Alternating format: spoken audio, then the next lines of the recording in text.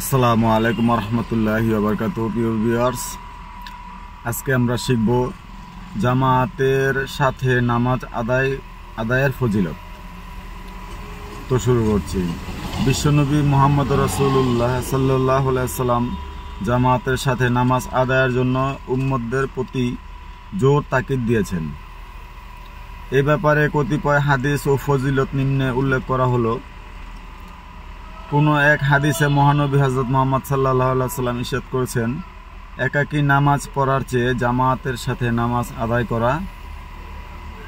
আদায় করলে 27 গুণ বেশি সওয়াব পাওয়া যায়। মহানবী হযরত মুহাম্মদ সাল্লাল্লাহু আলাইহি ওয়াসাল্লাম বলেছেন,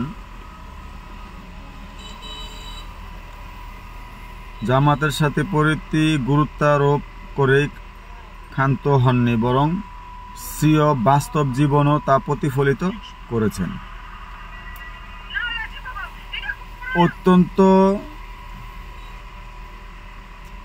অসুস্থ অবস্থায় ও অন্য দুজনের কাঁধে ভর দিয়ে এসে মসজিদে জামাতে শরীক হয়েছেন। জামাত অবহেলাকারীদের সম্পর্কে রাসূল করিম সাল্লাল্লাহু আলাইহি ওয়াসাল্লাম অত্যন্ত অসন্তুষ্টি প্রকাশ করেছেন।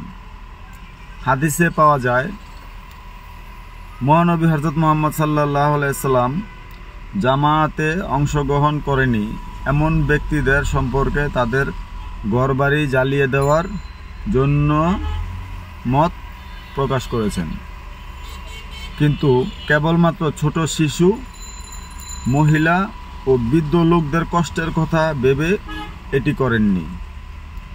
এই ঘটনা হতে বোঝা গেল যে জামাত কত গুরুত্বপূর্ণ। ভেবে এটি করেননি। এই ঘটনা হতে বিষয় যে লোক এসব উপকারিতা হতে অলস, অমনোযোগী ও উদাসীন রয়েছে, সে লোক কতই না হতভাগা। অন্য এক হাদিসে উল্লেখ আছে, মহানবী হযরত মুহাম্মদ সাল্লাল্লাহু আলাইহি ওয়াসাল্লাম ইরশাদ করেন, রাতের অন্ধকারে যারা জামাতে অংশগ্রহণের উদ্দেশ্য মসজিদে আসবে, তাদের প্রতি সুসংবাদ হলো,